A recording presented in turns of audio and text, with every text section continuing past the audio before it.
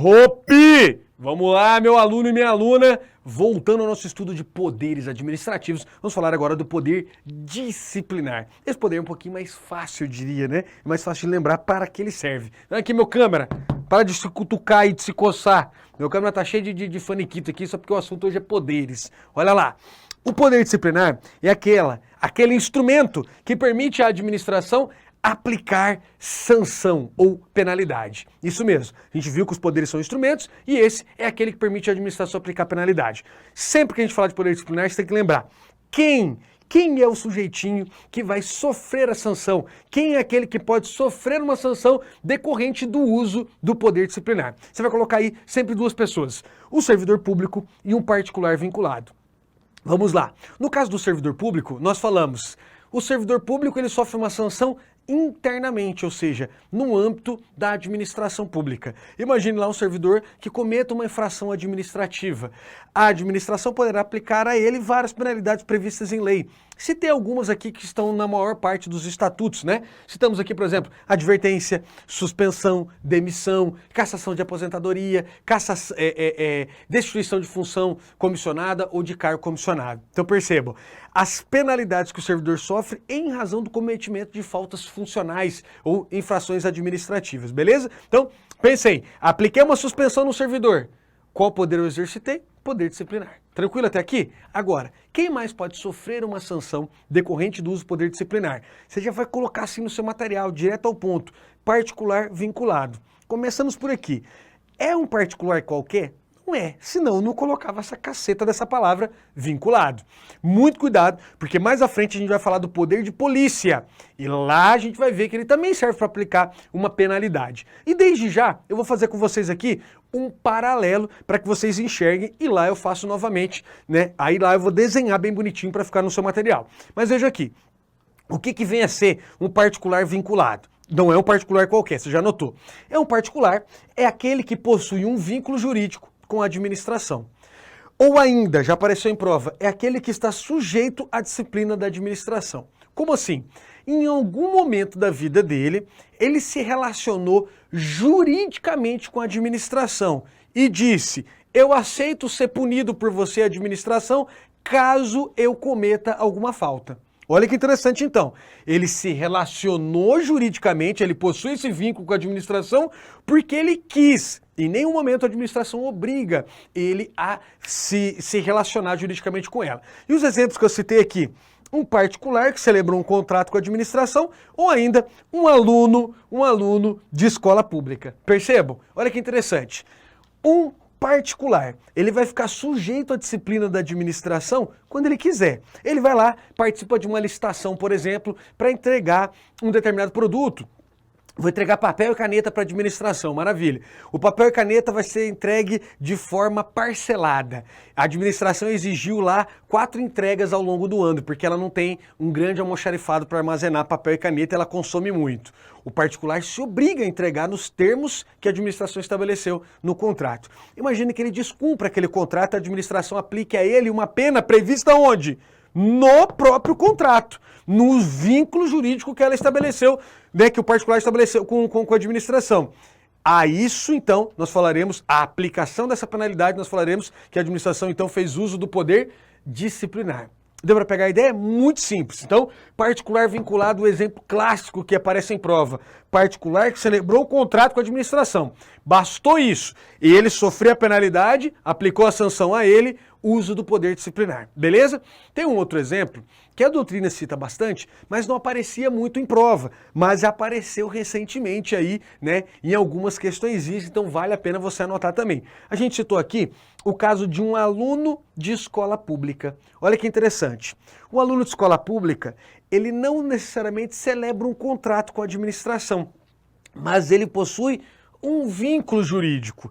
Ao fazer a matrícula lá enfim, na escola pública, ele se sujeita às regras da administração. Ele fica sujeito à disciplina da administração. Ele concorda com os termos. Tá lá, você é matriculado ainda que seja tacitamente, ainda que ele não assine um contrato.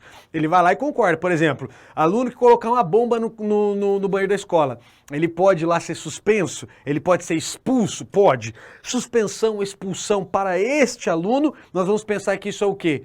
É uso do poder disciplinar, porque isso é uma sanção ou é uma penalidade. Deu para pegar a ideia? Muito cuidado, tá? Então veja, a gente está dizendo o seguinte, quem pode sofrer sanção oriunda do poder disciplinar? Servidor e particular. Ele citou um aluno, você pensa, aluno tem que fazer concurso público para virar aluno de escola pública? Não, ele é um particular. Mas ele é um particular qualquer? Não. Esse particular possui um vínculo. Ele aceitou aquelas regras ao fazer a matrícula dele na escola. E se eventualmente a administração penalizar ele por uma falta que ele cometa lá, essa penalidade será aplicada no uso do poder disciplinar. Fechou? O que mais cai? Esse primeiro aqui, particular, que celebra um contrato. Agora, o que é interessante a gente avaliar ainda? O servidor público, nós falamos que quando ele sofre uma penalidade, nós dissemos que essa penalidade é aplicada internamente. Ele cometeu a infração e internamente a administração aplicou a penalidade a ele. Mas vem aqui comigo, pensem vocês, fazendo um link lá com o poder que a gente acabou de avaliar. O servidor público, quando sofre uma penalidade, essa penalidade vai ser aplicada por quem? Isso mesmo, você lembrou? É pelo chefe. Eita porra, essa tribo, Aprígio, o chefe tem até poder para penalizar. Opa, tem. Cuidado. Quem vai aplicar a penalidade vai ser sempre quem, gente? Um superior hierárquico. Essa é a lógica. Então, a doutrina convencionou dizer o seguinte, quando uma penalidade é aplicada a um servidor, eu consigo enxergar também o uso do poder hierárquico. Isso mesmo, eu consigo enxergar o uso do poder hierárquico, só que neste caso, eu enxergo o uso do poder hierárquico de forma indireta. Muito cuidado com isso. Por quê?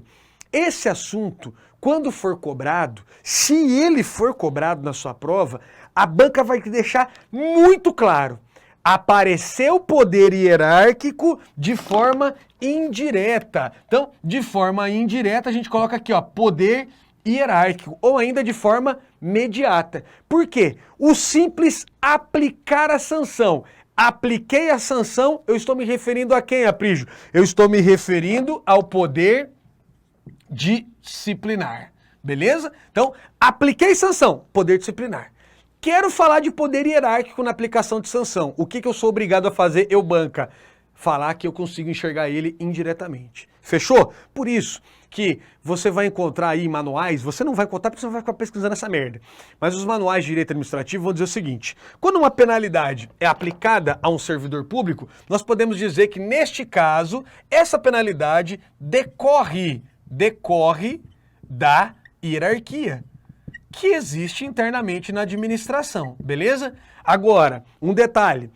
Quando eu aplico uma penalidade a um particular vinculado, também decorre da hierarquia? Negativo. Negativo. Lá na parte do seu material sobre poder hierárquico, tem uma partezinha que está dito o seguinte, não existe hierarquia entre quem? Entre pessoas jurídicas distintas, ou seja, administração direta e indireta, e administração direta e pessoas jurídicas privadas, que seja. Agora, também não existe hierarquia entre a administração e os administrados. Ou seja, não existe hierarquia entre a administração e os particulares. Então eu não posso afirmar que no caso de aplicar uma penalidade a um particular vinculado, isso decorre hierarquia, porque não existe hierarquia entre eles. E por fim, no materialzinho de vocês está dizendo também que não existe hierarquia entre os poderes da República, mas isso a gente já viu logo lá nas primeiras aulas. Então vejam só vocês. Você, meu aluno. Do que decorre a possibilidade da administração aplicar uma penalidade a um particular vinculado? Você vai colocar aqui, no caso, decorre, neste caso aqui, decorre do vínculo que o particular possui com a administração. Então vejo, se é um particular que celebrou um contrato, da onde decorreu a possibilidade? Do próprio contrato. O vínculo jurídico disse, olha, se eu não cumprir a regra tal, a administração pode, meter a penalidade em mim. Ou ainda, aluno de escola pública aceitou tacitamente o regulamento da escola, a administração foi lá e aplicou a penalidade dele decorrente daquele vínculo, daquela situação que ele já aceitou previamente. Deu para pegar a ideia, gente? Não temos grandes dificuldades. Para resumir bem rápido aqui, poder disciplinar serve para punir quem? Servidor público e particular vinculado. Ponto. No caso do servidor público, a infração é interna. Eu enxergo indiretamente a hierarquia. No caso do particular, não há hierarquia entre a administração e os particulares. Logo, a decorrência, a possibilidade de aplicar penalidade vem do próprio vínculo que ele possui. Fechou? Último tópico aqui a respeito de poder disciplinar, que também é relevante para a nossa prova. Olha lá. Discricionariedade do poder disciplinar. Você já notou aí que discricionariedade significa liberdade. O que é importante você observar. O uso dos poderes, nós vimos que é uma obrigação, ou seja, se eu tenho um poder e chegou uma situação concreta, não é uma faculdade eu agir, eu sou obrigado a agir. Exemplo, eu sou chefe. O meu subordinado cometeu uma infração. Chegou até mim o processo administrativo, já dado contraditório, ampla defesa para ele e fala: Aprígio, aplique a penalidade. Pergunto, eu sou obrigado ou não sou a aplicar a penalidade? Sou. Poder, dever ou dever, poder. Exercício obrigatório, como a gente viu no bloco passado. Agora, pergunto, imagine vocês que a penalidade seja esta aqui. Suspensão de 30 a 90 dias. E aí eu pergunto, quem vai escolher a pena neste intervalo? Eu mesmo. Eu vou escolher conforme o caso concreto. 31, 35, 40, 50, 60, não importa. Eu, agente público, eu, chefinho, que detenho a prerrogativa de aplicar a penalidade, neste intervalo que está aqui, posso escolher a pena. Perceberam então, gente? Discricionariedade. Muito cuidado. Muitas questões acabam até mesmo sendo anuladas, que a banca quer te enrolar e ela mesmo se enrola, por conta dessa peculiaridade aqui. O poder disciplinar, via de regra, ele é discricionário? A gente tem que tomar cuidado, não dá para afirmar isso. Ele pode ser discricionário. Com relação ao quê? Com relação à quantidade da pena ou ao quanto da pena, quando possível. Olha como a gente construiu aqui para deixar no seu material bem bonitinho, bem redondinho. Você vai colocar aí, ó. Discricionariedade. Não há liberdade, ou seja, não há discricionariedade com relação ao dever de punir. Pronto. Sujeito cometeu infração, eu sou obrigado a aplicar a penalidade. O que pode existir então é o quê? Discricionariedade e liberdade no que diz respeito à gradação da penalidade a ser aplicada. Exemplo, suspensão de 30 a 90 dias. Esse intervalo aqui eu posso escolher. Lembrando, quando eu tenho liberdade limitada pela lei. A lei já deu os limites mínimos e máximo. Mas esse meio aqui, eu tenho o que então? Discricionariedade. Então a gente colocou a seguinte frase: a liberdade, a discricionariedade com relação ao poder disciplinar, quando possível. Quando possível o quê? Quando a lei estabelece a possibilidade de eu escolher ou não a penalidade. Deu para pegar a ideia, gente? Muito cuidado, questões nesse sentido estão aparecendo aos montes, tá? Só para fechar, última informação, a gente vai colocar essa frase aqui, ó. Apurar infrações e aplicar penalidade. Apurar infração e aplicar penalidade. Você anotou aí, basicamente, que o poder disciplinar servia para aplicar penalidade, mas não raras vezes a doutrina vai falar, por exemplo, que na apuração da infração já é a existência do poder disciplinar. E a aplicação da penalidade também seria, obviamente. Só que há a doutrina que faz uma distinção. Tem doutrinador que fala assim, olha, apurar, simplesmente apurar a infração. Chegou até você, chefinho, a informação de que seu subordinado está recebendo dinheiro para não trabalhar ou para fazer coisa errada. Você pode chamar seu subordinado na sala e falar, rua, cata suas trouxas e mete o pé daqui? Não pode. Você tem que determinar a abertura de um processo. E aí você vai fazer o que então? Determinar a apuração. Eis que ao final do processo chega-se à conclusão que o servidor não praticou a infração. Pergunto, você vai usar o poder disciplinar? Não. E aí, que poder que você usou então? Prevalece essa ideia aqui, ó, que apurar infração de forma isolada seria uso do poder hierárquico. Fechou? Aplicar a penalidade por si só, nós vimos que é uso do poder disciplinar. Ocorre que hoje, muitas e muitas questões estão fazendo isso aqui, ó. Colocando num balaio só. Olha o gráfico aqui, velho. Você que é ruim de matemática igual eu, tá morto, tá nada, tô brincando. A frase é inteira. Apurar infração e aplicar penalidade. Apurar infração e aplicar penalidade. Então essa caixa toda aqui, você vai dizer que isso é uso do poder disciplinar. Simples assim, beleza? Então, Eu não estou vendo questões, então você também não vai ver, né? Seria muito raro. Mas tem uma parcela da doutrina que vai falar isso. Só apurar a infração por si só seria uso do poder hierárquico. Decorre da hierarquia. Chegar ao chefe é a informação de que o subordinado está cometendo algum tipo de infração. Agora, aplicar penalidade de forma isolada é poder disciplinar. Os dois, apurar a infração e aplicar a penalidade, né? Conjunção aditiva aqui, eita porra. Nós teremos então o uso também do poder disciplinar. Tranquilo até aqui, meu aluno e minha aluna? Esse assunto é bacana, muito gostoso, provas difíceis, eu diria assim, ou provas muito requisitadas cobram esse assunto de forma bem simplória, e é assim que a gente espera que vai cair na sua prova também. Vamos lá agora dar uma olhadinha nos demais poderes que ainda restam. Pum! Voltando aqui, pessoal, então a gente está falando de poderes administrativos e o poder agora que nós vamos tratar aqui é o poder regulamentar. Olha lá, nós vamos começar tratando dessa forma, poder regulamentar, e depois que a gente falar tudo, eu faço uma ressalva com relação ao chamado poder normativo, beleza? Qual que é a ideia que você vai fazer aqui? Da mesma forma que a gente fez lá no poder disciplinar, falamos que ele servia para uma coisa só, aplicar penalidade, aqui a gente vai falar que ele só serve para uma coisa também, para permitir que o agente público edite atos normativos. Isso mesmo. Então, quando eu fizer uso do poder regulamentar, o que eu estou fazendo? Editando um ato normativo. Deu para pegar a ideia? Gente, tudo que tem essa ideia aqui de normativo, e quando a gente fala em ato normativo, são atos administrativos propriamente dito, mas são aqueles atos normativos que têm cara de norma, que tem cara de lei. Muitos dos atos normativos eles vão funcionar como lei propriamente dito para a administração pública, ou seja, internamente, todo mundo que está sujeito àquele ato normativo está obrigado a obedecer eles como se fosse lei, beleza? Então olha só que interessante, os atos normativos, assim como as leis, eles possuem caráter geral e abstrato. Muita gente fica com a ideia de, eu preciso decorar isso aqui. Não, isso aqui normalmente aparece no preâmbulo da questão. O que significaria esse geral e abstrato? Eles são aplicados a um número indeterminado de pessoas e a um número indeterminado de casos. Mas você não precisa ficar decorando isso. A ideia é que você tem que memorizar aqui. Poder regulamentar serve para quê? Editar ato de caráter normativo. O que é ato normativo? É aquele ato que parece uma lei, beleza? Agora, o que é importantíssimo você registrar aí no seu material. Quem pode exercitar o chamado poder regulamentar? Cuidado com essa caceta. Nós colocamos lá no material que ele é privativo dos chefes do executivo. Ou seja, você vai olhar lá, por exemplo, chefe do executivo municipal, quem é?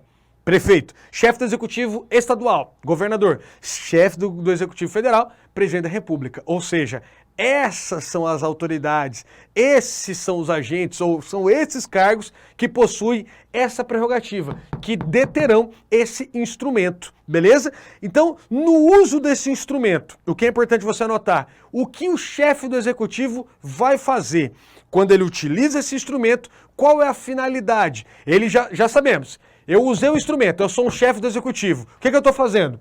Editando um ato normativo. Ponto. Até aqui está tranquilo. Agora, com qual finalidade? Anotamos lá. Qual é a finalidade do chefe do executivo de editar um ato normativo no uso do poder regulamentar? Você vai responder lá. Basicamente, complementar a lei para garantir a sua fiel execução. Complementar a lei para garantir a sua fiel execução. Basicamente, a gente colocou aqui até um sinônimo. Esse complementar significa explicar a lei, detalhar a lei, beleza? O que é interessante, que lei é essa, Prígio? Qualquer lei. Então vejo, foi editada uma lei, não importa sobre qual tema ela trate. O chefe do executivo possui a prerrogativa de editar um ato normativo no exercício do seu poder regulamentar com o intuito de explicar, complementar, detalhar o texto daquela lei. Qualquer lei que ele entenda que careça de um complemento. Vejam só que interessante. Algumas leis exigem complemento para serem fielmente executadas, para que o texto que esteja lá, de fato, seja usufruído para os seus destinatários. Vamos pegar um exemplo aqui. Adicional de fronteira. Foi editada uma lei, né, que a gente chama lá indenização de fronteira, adicional de fronteira, com o intuito de pagar um pouco a mais para os servidores que estão vivendo em área de fronteira e de difícil fixação de provimento. É mais ou menos assim que a lei trabalha a ideia. Eis que a própria lei diz: cabe ao chefe do executivo dizer quais são as localidades que são de fronteira e que são de difícil provimento. Ou seja, esta lei, que trata do adicional de fronteira, para ser fielmente executada, para ser usufruída pelos servidores que fazem jus à indenização, para que eles de fato gozem dos benefícios que a lei traz, obrigatoriamente o chefe do executivo tinha que fazer o quê? Complementar, explicar, dizer, são esses os lugares que eu entendo ser área de fronteira e de difícil fixação de provimento. Deu para pegar a ideia? Esta lei exige o cumprimento, mas tem lei que não exige. Vou dar um outro exemplo. Estatuto do Desarmamento.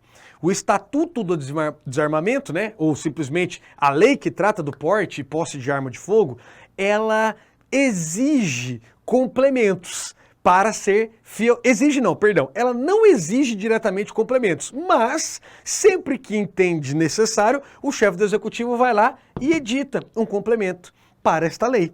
Simples assim, ainda que a lei não exija. Mas deu para pegar a ideia? O objetivo aqui não é você ficar olhando, aquela lei exige, aquela lei não exige. É você entender. Qualquer lei, o chefe do executivo vai lá e explica ela se ele entender que ela deve, que ele deve explicar. Tem lei que exige, tem lei que não exige e pouco faz diferença para a sua prova. O foco aqui é poder regulamentar. Chefe do executivo editou um ato normativo, chefe do executivo editou o ato normativo com uma finalidade: complementar a lei para garantir a sua fiel execução. Essa frase já apareceu várias vezes em questão de prova. Beleza até aqui? O que é importante agora você observar. É muito cobrado em prova a classificação desse ato normativo. Esta pseudo-norma que foi criada pelo chefe do executivo, o pseudo não, essa norma, né, propriamente dito, que foi criada pelo chefe do executivo, ela é classificada como um ato normativo secundário. Olha que interessante. A própria lei vai ser tratada genericamente como um ato normativo, algo que inova o nosso ordenamento jurídico. E olha como que você vai analisar. Entre as normas existentes nesse país, existe uma hierarquia. Qual é a norma mais foda de todas, a que manda em todas as outras normas? Constituição Federal. Abaixo da Constituição Federal eu tenho o quê? As leis em geral, todas as leis. E abaixo das leis eu vou ter o chamado decreto regulamentar, ou simplesmente regulamento. Então pense aqui, esse ato normativo que nós citamos aqui, você vai entender como sendo nesta forma. A forma dele é um decreto, ou ainda decreto regulamentar, aquele que está previsto no artigo 84, inciso 4 da Constituição Federal. Deu para pegar a ideia? Então, o ato normativo editado pelo chefe do executivo está aqui. Olha que interessante, para que exista esse ato normativo, é obrigatória a existência do quê? De uma lei. Uma vez que esse ato normativo, esse decreto regulamentar, ele serve basicamente para fazer o quê? Complementar uma lei. Deu para pegar a ideia? Então já apareceu em prova justamente isso. A condição de existência do ato normativo editado pelo chefe do executivo é a existência da lei. Para que ele exista, é necessário uma lei, porque ele simplesmente se presta a complementar o texto de uma lei. Se não tiver lei, eu não tenho decreto regulamentar. Deu para pegar a ideia? E olha, mais importante do que isso, que é muito cobrado em prova, mas muito mesmo. A lei, nós colocamos que ela genericamente é um ato normativo. E ela vai ser classificada como um ato normativo primário ou ainda originário. Você vai anotar essa porra agora no seu material. O que significa dizer, Aprígio, que a lei é um ato normativo primário ou originário? Ela inova o ordenamento jurídico. Ela traz algo completamente novo, algo que até então não existia. Então, surgiu uma lei, vou dar um exemplo, Lei 10.520, modalidade de licitação pregão. Ela falou assim, ó, existem modalidades de licitação que estão previstas em outras leis, em outra lei. Tava lá, Lei 8666, por exemplo. A lei do pregão veio e falou assim, eis aqui uma novidade, né? É uma lei, ela sempre traz uma novidade. Surgiu uma lei e trouxe uma nova modalidade de licitação. Todas as leis, então, via de regra, a gente vai entender assim, elas são primárias e originárias, elas trazem algo novo, elas inovam a ordem jurídica vigente. Deu para pegar a ideia? Agora, o decreto regulamentar, ou simplesmente o ato normativo editado pelo chefe do executivo, ele não inova. O que ele faz? Ele explica, ele complementa, ele detalha, mas ele não inova, ele não vai trazer uma novidade para o ordenamento jurídico. Por essa razão, ele vai ser classificado como ato secundário, ato normativo secundário. Isso cai muito em prova mesmo, tá? Então vejam só, as questões falam assim, o ato editado no exercício do poder regulamentar é dotado de originariedade, ou ainda, ele é considerado um ato normativo primário, ou ainda, ele inova o ordenamento. Errado, errado, errado, errado. No exercício do poder regulamentar, o que o chefe do executivo faz? Edita um ato normativo. Esse ato normativo tem a finalidade de complementar, explicar uma lei. Ele não inova, ele é considerado, então, um ato normativo secundário. Tranquilo, né? E agora, para fechar de vez o raciocínio, você vai colocar dessa forma assim no seu material. O regulamento, então, ele não pode. O que é esse regulamento? O decreto regulamentar. O que ele não pode? Ele não pode inovar e ele não pode contrariar. O que ele não pode inovar? Ele não pode trazer alguma coisa que a lei não trouxe. E ele não pode contrariar o quê? A lei que ele está complementando. Então, vindo para cá, só para a gente enxergar melhor. Opa, assim eu saio do quadro, vamos aqui. Eu não posso inovar, porque eu só sirvo para complementar. E eu não posso contrariar aquela lei que eu estou complementando. Bem simples, questão de prova também. Beleza, pessoal? Gente, essa é a regra então. Não temos dificuldade nenhuma com relação ao poder regulamentar. De verdade. Vocês vão responder aí 95% ou mais das questões só com o que está aqui. Então, poder regulamentar serve para o chefe do executivo editar um ato normativo para complementar a lei. Esse decreto regulamentar, esse ato normativo, ou melhor dizendo, esse ato normativo vai ser chamado de decreto regulamentar. Ele não pode contrariar nem inovar o que a lei está trazendo. Por essa razão, ele vai ser classificado como um ato normativo secundário. Pronto, fechou? Brasil. Agora, existe uma exceção. E a exceção, nós vamos aqui pro ladinho. Olha lá. A exceção com relação ao uso do poder regulamentar pelo chefe do executivo relaciona-se a esse troço chamado decreto autônomo. Olha lá, muita atenção com os nomes que a gente utilizou. Lá a gente falou decreto regulamentar, daqui a gente está falando decreto autônomo. A previsão legal do decreto autônomo, artigo 84, inciso 6, alíneas A e B. Aqui, gente, não tem para onde correr. É pura decoreba, pura lei seca. Todas as vezes que esse assunto é cobrado, ou diria 99% das vezes, é decoreba. Ou seja, você vai ter que ir lá para o artigo 84 e decorar o que está nas alíneas A e B do inciso 6. Bem simples. E a gente vai dar um bizuzinho aqui para você massificar bem esse tópico. Vejam só. Decreto autônomo. Olha o nome do bicho, velho. Ele é autônomo em relação a quem, Aprígio, pela misericórdia do Senhor? Ele é autônomo em relação à lei. A Constituição, então, previu duas hipóteses em que o chefe do executivo pode editar um ato normativo completamente novo, como se ele estivesse legislando. Ele vai, por meio de um regulamento, de um ato normativo, tratar de um assunto que a lei não tratou. Pode isso? Pode. Tem doutrinador que entende que não, mas é possível sim no Brasil, o STF já se manifestou a respeito. É possível decreto autônomo no Brasil? Sim. Quando? Duas únicas hipóteses. Artigo 84, a linha A e B do inciso 6. Acabou. Se só tem essas duas hipóteses, meu amigo, é isso que você tem que decorar. E já era. Então vejam lá. Nós vamos aqui, eu sempre começo de trás para frente no curso presencial e aqui não será diferente. Isso vai ajudar você a memorizar. Quando que eu posso usar decreto autônomo, eu, chefe do executivo? Você vai colocar lá, a linha B, é a mais fácil de decorar. Quando que é possível? Extinção de cargos ou funções vagos. Então, link aqui, ó, extinção de cargo vago. Extinção de cargo vago. Como um cargo é criado, gente? Um cargo é criado mediante lei. Temos lá, imagine lá então, nossos representantes no Congresso entendem que é necessário criar cargos. Então eles vão lá e criam. Vou dar um exemplo do meu órgão. Foram criados 3.000 cargos na PRF. Eis que, para prover esses cargos, o que é necessário fazer? Concurso público. Deu para pegar a ideia? Então, o cargo foi criado. Muita gente confunde isso, temos cuidado. Ah, mas tem o cargo de PRF. Não, calma. Eu estou dizendo criação de cargo para que eles sejam providos no âmbito daquela estrutura organizacional, beleza? Então vejam só. O cargo foi criado. Eu não fiz concurso. O cargo está o quê então? Vago. Pode vir o chefe do executivo e extinguir esse cargo vago com uma canetada? Pode. Opa, mas não tinha que ter simetria, Prígio? Quem criou o cargo foi a lei, não tinha que ser a lei para extinguir?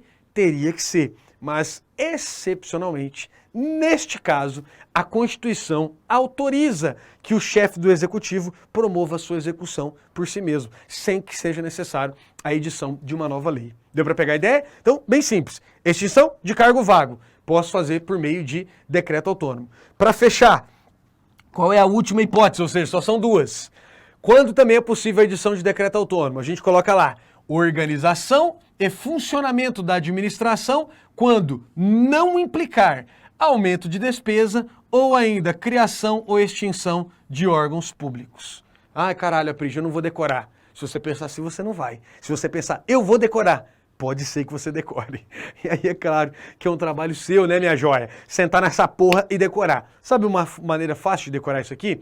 Resolvendo questões. As questões vão ficar cobrando o mesmo assunto. É tudo lei seca e você memoriza. Fatalmente você acaba memorizando, beleza? Mas eu vou dar um bizu aqui. Quando a gente fala de autarquia, por exemplo, autarquia, como surge uma autarquia? Ela é criada por lei. É uma pessoa jurídica criada por lei. Tem lá o princípio da reserva legal. Só posso criar autarquia por lei. Agora, a organização dela, ela pode se dar mediante decreto. E esse decreto é um decreto autônomo. Eu posso tratar da organização dela por decreto autônomo. Beleza, gente? Então, o decreto autônomo só pode ser utilizado nessas duas hipóteses. E não tem boca. É pura decoreba mesmo. Mas eu vou te trazer um bizu. Um bizu. Pra você não morrer aí de véspera. Qual que é o bizu? Você vai escrever aí. Escreve assim, ó. Por DA, ou por decreto autônomo, por decreto autônomo, não se cria nada. Não se cria nada. Muitas questões você já mata com isso aqui. Foi editado um decreto autônomo e aí para a criação de alguma porra. Você pensa, o que eu crio por decreto autônomo? Nada. Olha lá mais uma vez então, só para a gente fechar. Eu posso falar de organização da administração desde que não crie ou extingua órgão. Como que os órgãos são criados, Aprígio? A gente já falou isso também. Por lei. Uma lei cria os órgãos também, beleza? Então, não posso criar órgãos e também não posso criar cargos. O que eu posso fazer com o cargo? Extinguir por decreto autônomo. Posso extinguir um órgão? Não posso, beleza? Decoreba. Não tenho como fazer aqui, né, numa matriz, trabalhando com vocês aqui, esse detalhamento, mas eu insisto, é importante que você faça. Beleza, pessoal? Então vamos lá. Para a gente fechar aqui essa nossa análise, nós vamos resolver algumas questõezinhas. Vamos lá, meu câmera, por gentileza. Vamos lá para a nossa primeira questão. Em regra, o poder regulamentar é dotado de originariedade. O poder regulamentar, ele não é dotado de originariedade. Ele é o que, gente? Nós falamos aqui, ele é secundário. Ele é secundário. Há quem já usou essa expressão aqui, ó, derivado. Mas enfim, secundário vai dar certo, beleza? Em regra, o poder regulamentar, ele é secundário e não originário. Vamos lá para a questão 2. O fato de a administração pública internamente aplicar uma sanção a um servidor, a um servidor público que tenha praticado uma infração funcional, caracteriza o exercício do poder de polícia administrativa. Nem vimos isso aqui ainda, né? O poder de polícia, mas já podemos adiantar. Quando nós falamos um servidor sofrendo uma penalidade, o poder não é de polícia, o poder é o poder disciplinar. Top, top. Vamos lá, avançando. Questão de número 3. Por meio do poder regulamentar, a administração pública poderá complementar e alterar a lei a fim de permitir a sua fiel aplicação. Eita porra, complementar, beleza, certinho. Agora, alterar a lei? Não. Nós vimos que o poder regulamentar é aquela prerrogativa que permite complementar, desde que não contrarie e não amplie o texto da lei, beleza? Vamos lá para a próxima. A questão de número 4 surge no seu monitor. Vibra, meu aluno, vibra! O âmbito de incidência do poder disciplinar da administração pública está restrito aos servidores públicos. Não, né? Vimos que o poder disciplinar é aquela prerrogativa que permite aplicar uma penalidade a um servidor ou ainda a um particular vinculado. Muito cuidado com esse tipo de questão, beleza? Questão errada. Questão de número 5 surge no seu monitor. O poder hierárquico, pelo poder hierárquico, são possíveis a apuração de faltas funcionais e aplicação de punições ao agente infrator. Vejam, aplicar punição não é mais poder hierárquico. Aqui é poder o que, gente? Disciplinar. Se tivesse morrido, Aprígio, só aqui na apuração, eu entendo que a questão estaria correta. É uma vertente da doutrina e eu me alinho a essa vertente, mas a gente já tratou disso uma outra vez, né? O gato cagar e não sei o quê, e o Aprígio pensar dá na mesma. O que a gente tem que focar nas questões, é isso que interessa para nossa prova, beleza? Respira fundo. Respira fundo e vamos para a questão de número 6. Questão de número 6. O poder disciplinar consiste em distribuir e escalonar funções, ordenar e rever as atuações e estabelecer as relações de subordinação entre órgãos públicos e seus agentes. Tá tudo muito bonito, só tem uma palavra errada aqui, poder disciplinar. Aqui o poder seria o quê, gente? Hierárquico. Tem tudo a ver com hierarquia. Viram que as questões, eu costumo falar aqui no presencial, as questões, elas não são profundas, não há profundezas oceânicas nesse assunto. Ele é raso, dá para matar, dá para gabaritar com tranquilidade. Bora lá, 7. A aplicação de sanção administrativa contra concessionária de serviço público decorre do exercício do poder disciplinar. Cara, olha que questão top. Meu câmera, vamos aqui que eu vou até desenhar essa. Rapidinho, vem aqui rapidinho, bem rapidinho. A gente tá acabando aqui. Olha só. A administração direta pode passar o serviço para um particular. Olha que top. Você já que está estudando aqui há um tempo, já pegou esse bizu aqui.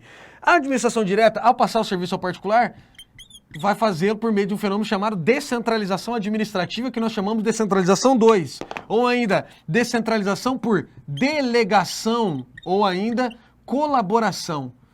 Colaboração ou ainda delegação.